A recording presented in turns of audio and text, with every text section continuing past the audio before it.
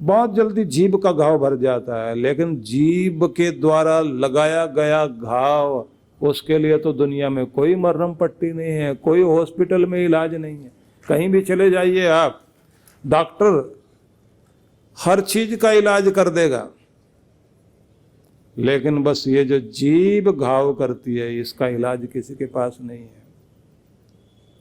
ये तो कमाल की बात है। और जब ईर्ष्या अंदर जागती है तो उस समय कड़वे वचन, ऐसे ऐसे व्यंग्यात्मक भाषा अंदर से निकलती है कि व्यक्ति को जला देती है।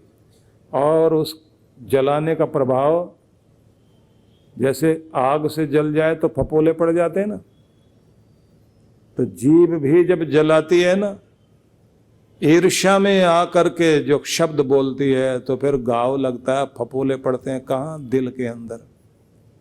बाहर से दिखाई नहीं देते। बाहर के लिए आपके पास दवा है, जल जाएगा हाथ, जल जाएगी चमड़ी, कोई ना कोई बर्नौल लगा लोगे आप, लेकिन जब दिल जलता है, अंदर फपोले पड़ते हैं, वहाँ कोई बर्नौल लगाने की व्यवस्था है? वहाँ कोई दवाई लगाने की व्यवस्था है? कहते हैं शब्द को शब्द ही दवा बनकर इलाज करता है। एक ने अगर चोट पहुंचाई और जब कोई अपना आता बहुत प्यार से दो शब्द बोलता है, तो शब्द का इलाज फिर शब्द ही करते हैं। रोते हुए इंसान को जब कोई ये कह देता, घबरा मत, मैं हूं तेरे साथ, कोई साथ दे ना दे, मैं तो हूं ना, कोई तेरा हो ना हो, मैं तो हूं, बस इतना वचन कितना कमाल का काम करता है। और यही कमाल का वशीकरण है। बस इतनी बात याद रखनी है, वशीकरण एक मंत्र है। तज दे वचन कठोर, कड़वा बोलना छोड़ दीजिए, दुनिया आपकी अपनी हो जाएगी। तो कहा गया है कि भड़काने वाली भाषा का प्रयोग जब आप छोड़ देते हैं और संभालने वाली भाषा बोलते हैं, कृष्ण भगवान कहते हैं ये तप करते हैं आप, क्योंकि मन बहुत तैयार होता है। किसी ने हमारा जी दुखाया हो, मन दुखाया हो, दिल दुखाया हो, तो कुछ नहीं कर पाते तो कड़वा तो बोलकर अपने मन को शांति देते हैं ना। आदमी ये तो कहता है कि भले ही उसने कुछ भी किया हो, पर सुनाने में मैंने भी कसर नहीं छोड़ी, मैंने भी जी भर के सुनाया, जी भर के कोसा, जी भर के उसको बुरा भला कह दिया। हमको लगता है कि चलो हमारे भी कलेजे को ठंडक मिल गई, हमने भी जो कहना था कह दिया, आग तो हम भी उगल के आए हैं, लेकिन वो आग उगली भी, वो भी अपना बड़ा प्रभाव डालती है। महाभारत का युद्ध हुआ, युद्ध हथियारों से बाद में लड़ा गया, पहले तो जबान का ही युद्ध था। और घरों के अंदर भी लड़ाई पहले जबान की होती है, बाद में हाथापाई पर उतरता है ना आदमी। इसलिए ध्यान रख लेना चाहिए, जिसने अपनी जबान को संभाल लिया, समझ लीजिए उसने अपने जीवन को संभाल लिया। इसलिए जबान संभाल कर बोलना, तोल मोल के बोलना, इसकी प्रैक्टिस करनी होती है। और ये भी याद रखिए, लोग कह भी दें कि शब्दों में क्या रखा है, शब्दों से क्या होता है, ये शब्द ही तो होते हैं जिनके द्वारा व्यक्ति किसी की निराशा को हटा देता है। शब्द ही होते हैं जिनके द्वारा इंसान उत्साही व्यक्ति को निराश कर देता है। शब्द ही होते हैं जिनके द्वारा व्यक्ति किसी के अंदर वो बहादुरी भर दे कि कायर भी वीर बन जाए। और शब्द ही होते हैं कि वीरों के अंदर भी कायरता का संदेश भर दिया जाए, सिर पकड़कर बैठ जाएं। पूरी दुनिया ही शब्दों से चलती है, इसलिए शब्द ही मंत्र है, शब्द ही विद्या है, शब्द ही ज्ञान है, शब्द ही ब्रह्म है। शब्द को अक्षर भी कहा गया, मिटता नहीं, ये रहता जरूर है। इसलिए कुछ भी करो, जबान को, जिह्वा को बहुत संभाल कर प्रयोग करो। सुनने की भी आदत डालनी चाहिए, लेकिन सही बोलने की आदत भी डालनी चाहिए। सुनने के लिए प्यारे परमात्मा ने 2 कान दिए, बोलने के लिए 1 जीभ दी। कानों के लिए भगवान ने कोई दरवाजा नहीं लगाया कि इसमें कोई ताला लगाया जा सकता है। कान में ताला नहीं लगता, लोग बोलते जाते हैं, सुनना ही पड़ता है। एक कान से नहीं, दोनों कानों से सुनना पड़ता है। दुनिया बोलेगी, आपको सुनना पड़ेगा। लेकिन परमात्मा ने एक सुंदर व्यवस्था की है। जीभ के बारे में भगवान भी जानते थे कि ये बहुत खतरनाक चीज है।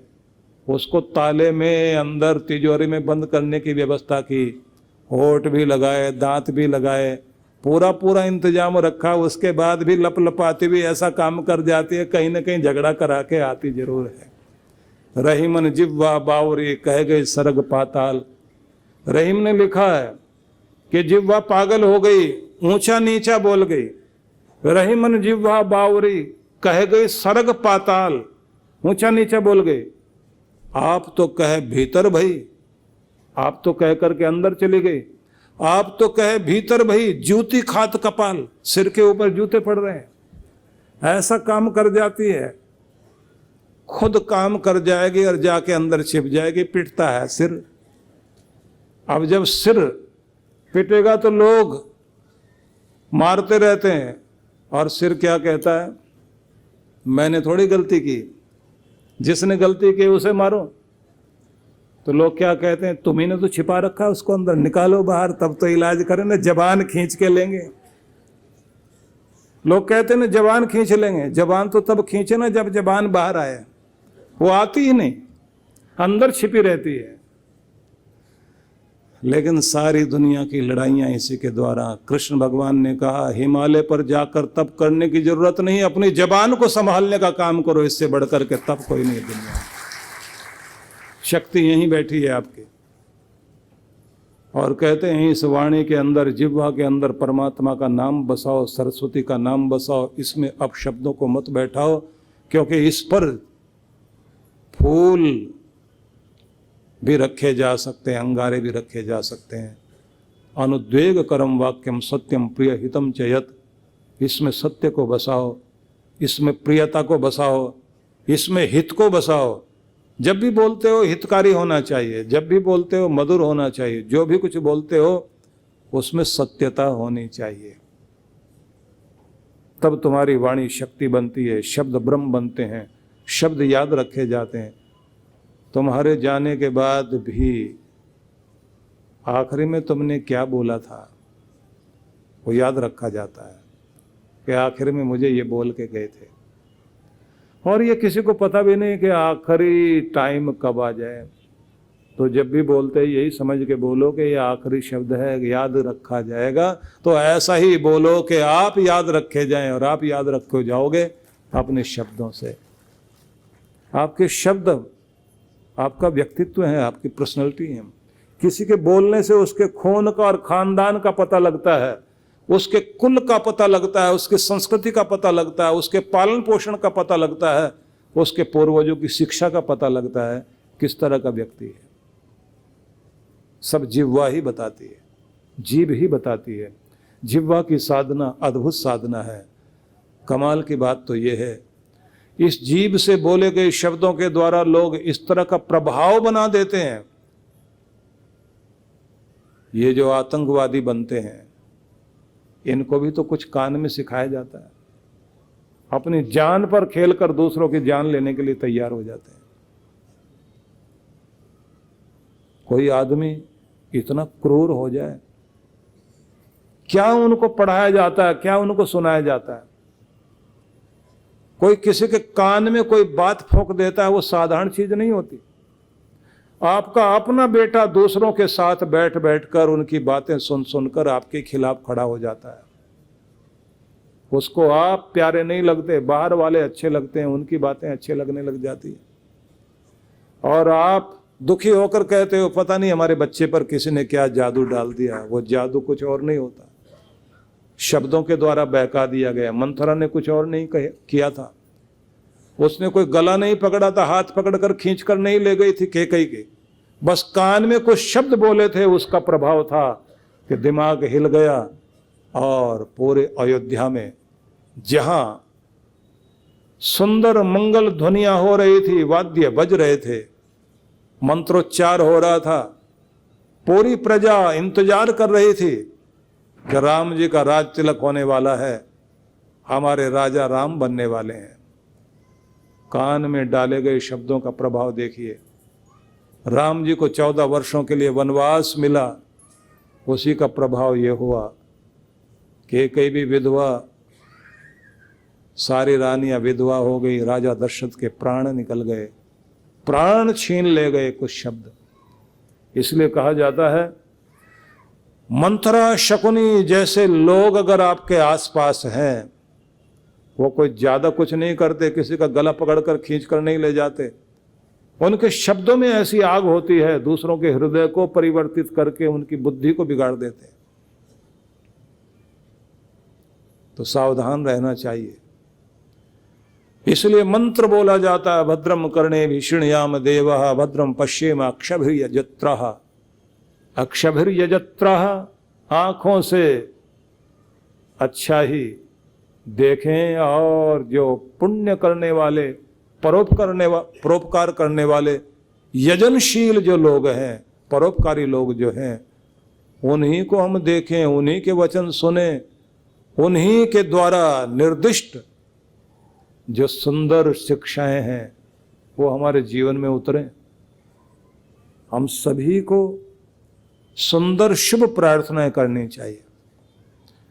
प्रार्थनाएं कौन सी, कैसे बोली जानी चाहिए, इसको भी मैं आपको सुनाना चाहूँगा। अभी तो नहीं, आगे सुनाऊंगा, लेकिन आपसे ये कहूँगा अच्छी अच्छी प्रार्थनाएं नोट करके रखो, उनको सुबह शाम पढ़ो, उस शक्ति को अपने अंदर जगाओ। देखने में ये अक्षर कागज पर लिखे हुए साधारण लगते हैं, लेकिन जब ये अक्षर जागा करते हैं, शब्द बनते हैं, मंत्र बनते हैं, शक्ति बनते हैं और आपके अंदर उतरते हैं, तो आपकी जिंदगी को भी अद्भुत बना दिया करते हैं। बहुत शक्ति होती है इसमें। जब भी मौका लगे, अपने युग के, अपने अपने समय के जो महान श्रेष्ठ विचारक थे, उनके साथ बैठने का मौका ढूंढिए।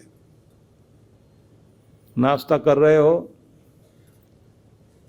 तो उससे पहले 15-20 मिनट के लिए सही किसी महान पुरुष के साथ में थोड़ी देर संगतिकरण करो। आप यदि दुनिया के महान चिंतक के साथ बैठते हैं, उनकी पुस्तक उठाइए, उनके वचन पढ़िए। अगर अर्जुन की तरह आप भी कृष्ण के नजदीक बैठना चाहते हैं, सीधा तरीका है, भगवान श्री कृष्ण की वाणी गीता है, गीता में कृष्ण के वचन हैं, गीता में कृष्ण के विचार हैं, गीता में कृष्ण का संदेश है जो उन्होंने हमारे लिए दिया। तो जो अर्जुन को दिया वो हमें भी मिल जाएगा। अगर गीता खोल करके हम बैठ गए, समझो हम अपने कृष्ण की निकटता प्राप्त कर रहे हैं। गुरु के वचनों को आप पढ़ते हैं तो गुरु के साथ मिलने का, बैठने का मौका मिल जाता है आपको। बस उनकी पुस्तक ही तो रखनी है साथ में। आजकल तो बढ़िया तरीका है, गुरु बोल रहे हैं और उनकी वाणी को आपने रिकॉर्ड करके रखा हुआ है। एक सज्जन है, विदेश में रहते हैं, उन्होंने जो कुछ भी हमने बोला है उस सब को रिकॉर्डिंग तो मिल ही जाती है, उसका 20-20 मिनट का रिकॉर्डिंग अपने पास में रखी हुई है। सुबह उसको लगाएंगे और लगा करके 20 मिनट प्राणायाम करना होता है उनको। तो वो कहते हैं कि प्राणायाम अकेले ऐसे होता नहीं, बोर लगता है, एक्सरसाइज तो कर लेते हैं, 20 मिनट प्राणायाम कैसे करेगा आदमी। तो हमको लगता है गुरु की निकटता भी मिल जाए, प्राणायाम भी हो जाए, इधर से आवाज आती रहती है और इधर हम प्राणायाम करते जाते हैं। बीच बीच में जो जो वाक्य ऐसे लगते हैं कि ये तो बस अपने जीवन के अंदर प्रयोग करने ही है, डायरी पेन भी सामने होता है, साथ साथ लिखते चले जाते हैं, प्राणायाम भी चल रहा है, सुनते भी जा रहे हैं।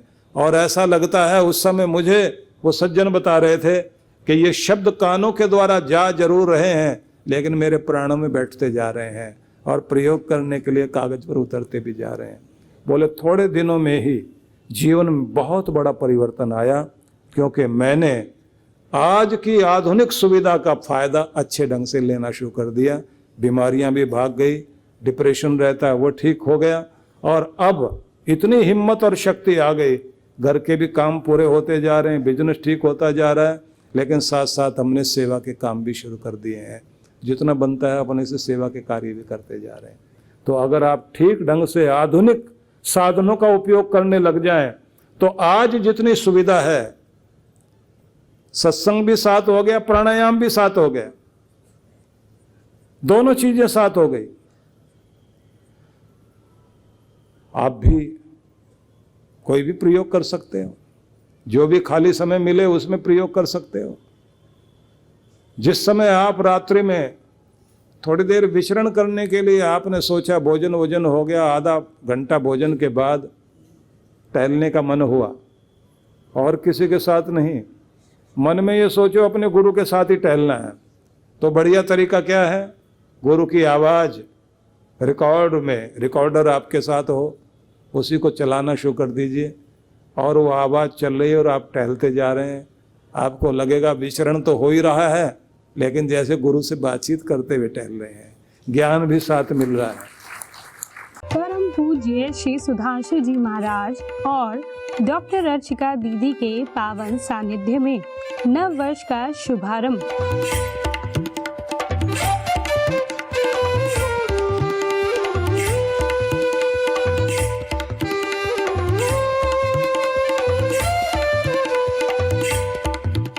नव प्रभात 2023 कार्यक्रम की रूपरेखा 30 से 31 दिसंबर 2022।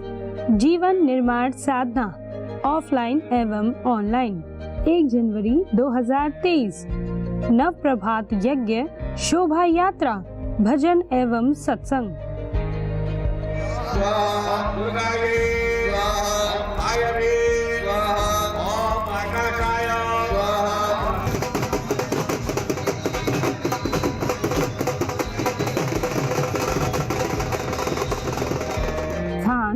आनंद धाम आश्रम बक्करवाला नई दिल्ली।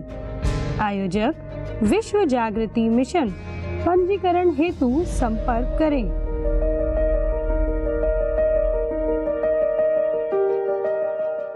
परम पूज्य सद्गुरुदेव सुधांशु जी महाराज के पावन सानिध्य में विराट भक्ति सत्संग दिनांक 4 से 8 जनवरी 2023। कार्यक्रम की रूपरेखा समय 4 से 7 जनवरी शाम 4:30 से 6:30 बजे। 5 से 7 जनवरी प्रातः 9:30 से 11:30 बजे। पूर्णिमा दर्शन 6 जनवरी 2023। सत्संग स्थल कविवर्य सुरेश भट्ट सभागृह, रेशिम बाग मैदान के पास, नागपुर, महाराष्ट्र। विशेष कार्यक्रम गुरु दीक्षा समारोह 8 जनवरी 2023 प्रातः 10 बजे। स्थान दिव्य निर्मल धाम आश्रम सूराबर्डी, नागपुर। आयोजक विश्व जागृति मिशन नागपुर मंडल। संपर्क सूत्र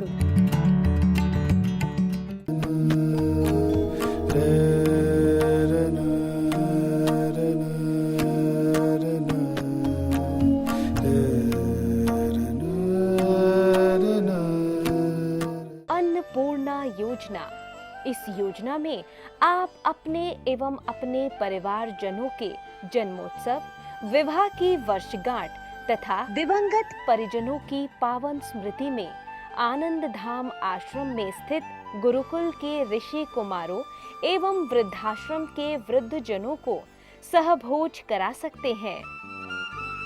इस अवसर पर प्रातः गुरुकुल के ऋषि कुमारों द्वारा वैदिक मंत्रोच्चारण के साथ आपके एवं आपके परिवार की मंगल कामनाओं के निमित्त यज्ञ का आयोजन किया जाता है।